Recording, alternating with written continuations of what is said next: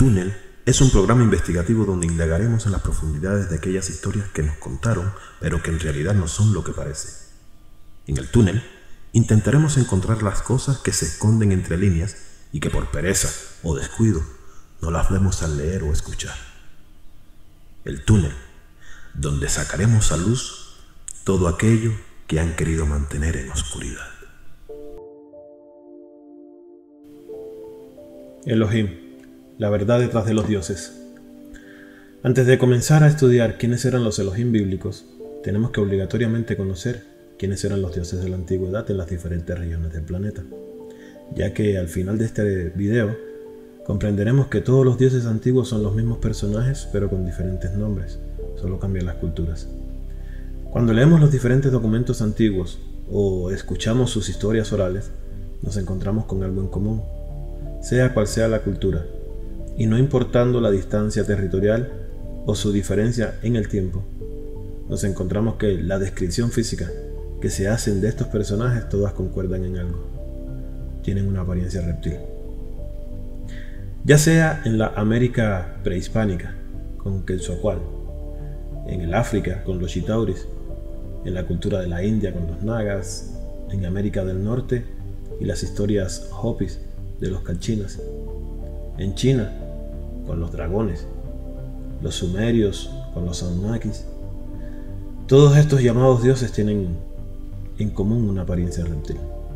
Pero, ¿y entonces qué pasa con los famosos Elohim bíblicos?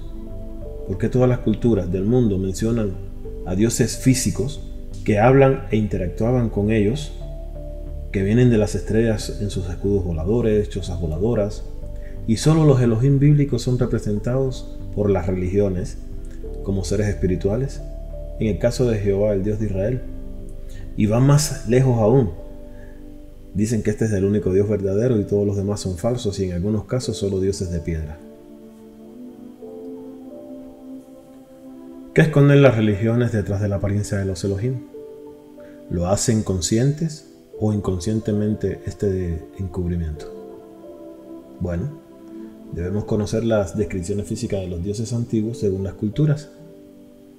Si, por ejemplo, vamos a la cultura de los aztecas, nos encontramos con la historia de Quetzalcóatl, que significa serpiente emplumada, y a este se le atribuye la creación del ser humano.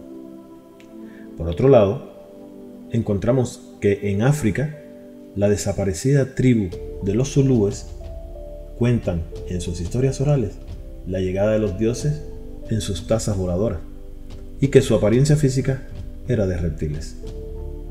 Estos compartieron su conocimiento con los seres humanos mientras los esclavizaban y sometían. Estos dioses eran llamados los Chitauris.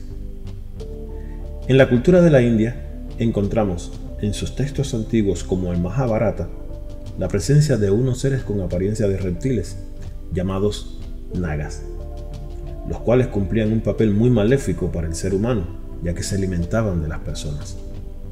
En la historia india de Norteamérica también tenemos la aparición de unos seres reptiles que los indios Hopi le llamaban Cachinas, que significa sabios, ilustres y respetados. Las tradiciones orales dictan que hace unos 5000 años estos seres llegaron del cielo en terribles escudos voladores, que hoy podríamos interpretar como platillos voladores.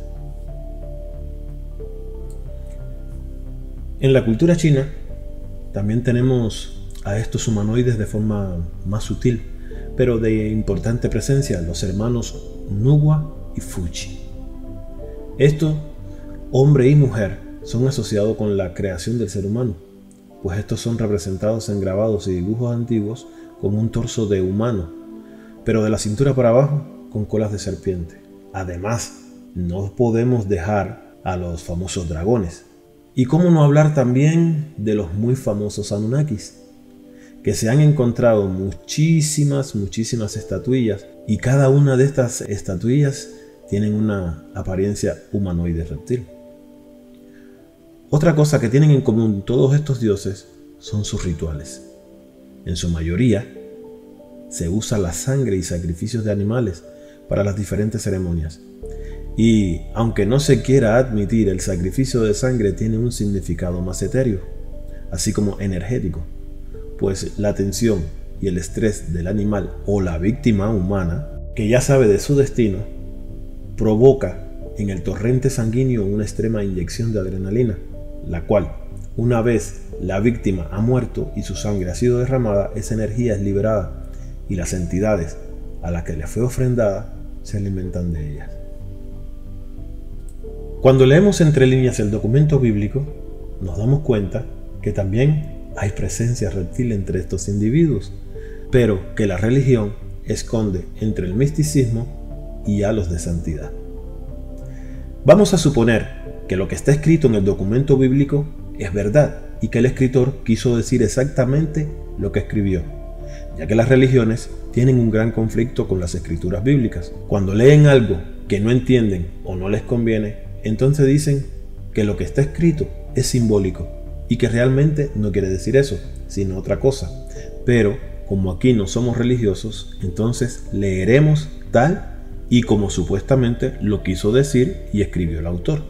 Por ejemplo, si leemos el Génesis 3 sin ningún tipo de filtros de interpretación, sin descifrar o adivinar qué cosa es simbólico o qué es literal, nos encontramos la presencia de un personaje y su descripción literalmente es el de un reptil. Religiosamente se cree que era una serpiente como la que todos conocemos, que se arrastra, pero en este caso esta serpiente habla y así lo enseñan a sus feligreses. Y ellos, como niños de 3 años, lo creen y se lo tragan todo. Pero al investigar nos encontramos que la palabra que se utiliza para la serpiente es Nahash, que en hebreo es género masculino, lo que traduciríamos como el serpiente o, por qué no, el reptil.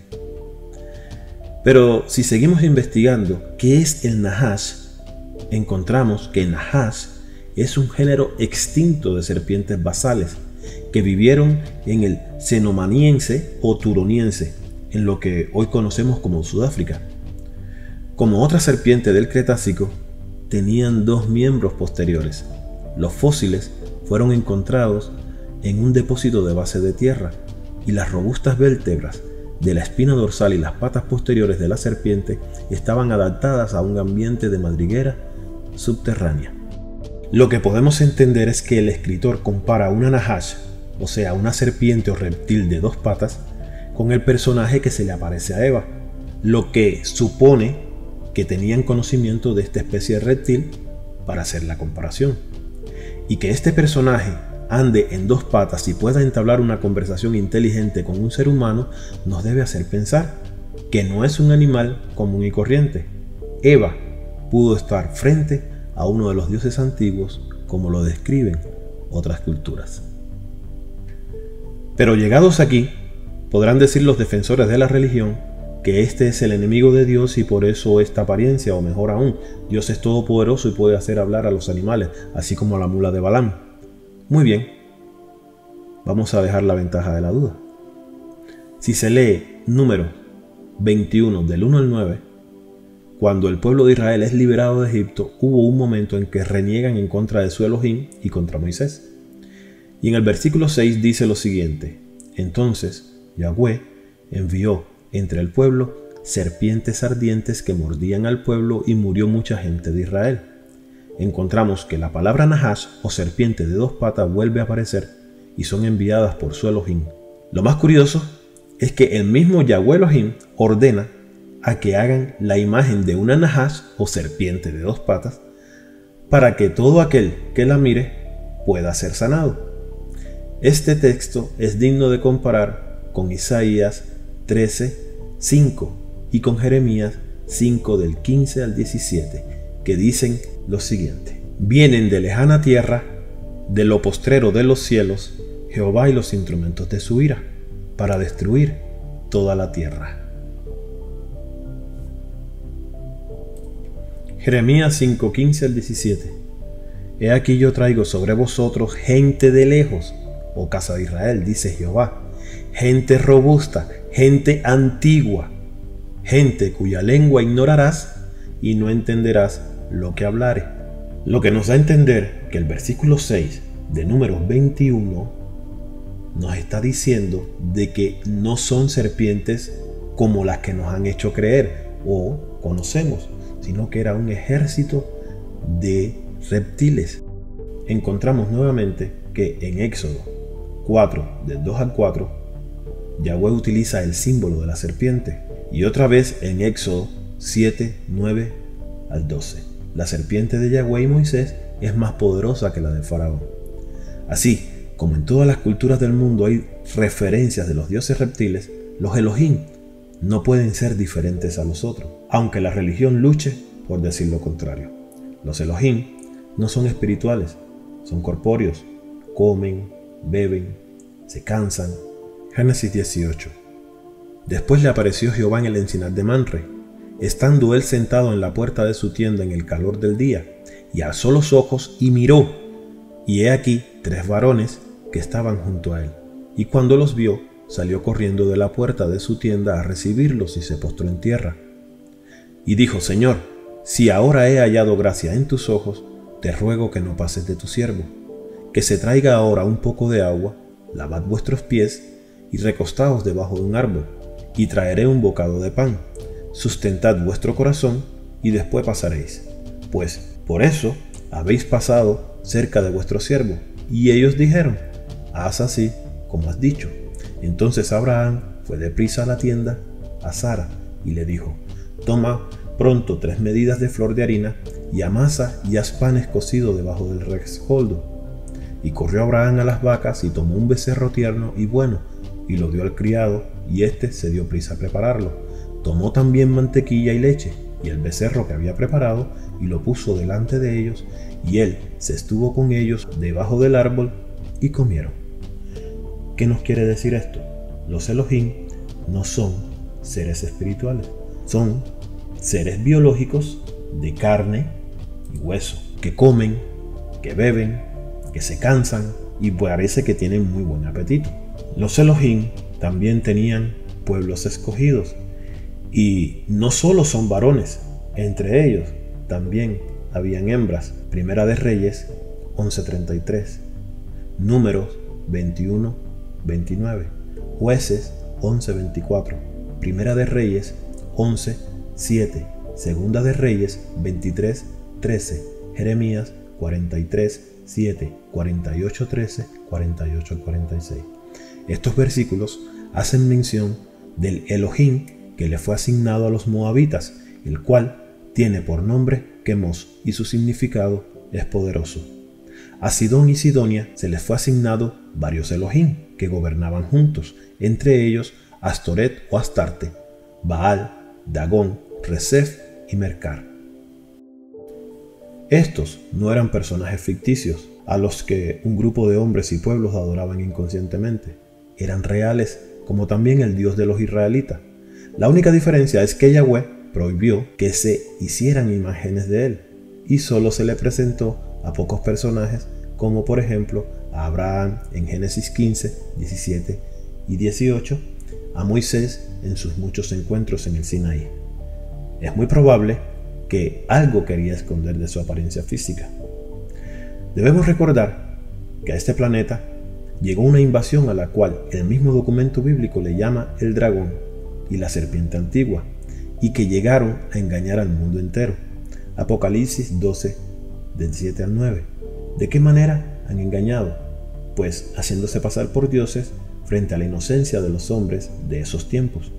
Pero hoy tenemos la suficiente inteligencia e información en los diferentes documentos antiguos dejados en todas partes y que están a disposición de todo aquel que quiere investigar, para empezar a armar ese rompecabezas que liberará al hombre de la mentira y la adoración a falsos dioses. Según antiguos documentos Vedas, estos dioses, entre los cuales podemos incluir a los Elohim, tenían un aproximado de vida entre los 35.000 a 40.000 años. Estos, en comparación a los 70 u 80 años humanos, parece una vida eterna, y tiene mucha lógica. Cuando comparamos en nuestro planeta el tiempo de vida de una mariposa con el de una tortuga, la mariposa vive entre 1 mes y por mucho 9 meses, y una tortuga hasta 200 años, ambos comparten los mismos elementos como el carbono, el aire, el agua en su genética, pero su tiempo de vida es muy diferente, por lo que tiene mucho sentido esto. Con esta información llegamos a la conclusión que los Elohim bíblicos no eran diferentes a los dioses reptiles de las otras culturas alrededor del mundo, que las religiones solo han escondido con interpretaciones y teología la verdadera identidad de estos personajes que cohabitaron con los hombres de la antigüedad, que todos pedían sacrificios de animales y humanos, y el Dios de Israel no es la excepción, pues él también recibió holocaustos de niños y vírgenes, pero eso será información para otro video. Recuerda que es de personas inteligentes el comprobar, no el rechazar. Si esta información les fue de utilidad, denle me gusta para que YouTube pueda hacer llegar esta información a más buscadores y también comparte el video. Apóyanos suscribiéndote al canal. Dale a la campanita para que cada vez que subamos contenido pueda ser notificado. Nos esperamos en el próximo video. Saludos.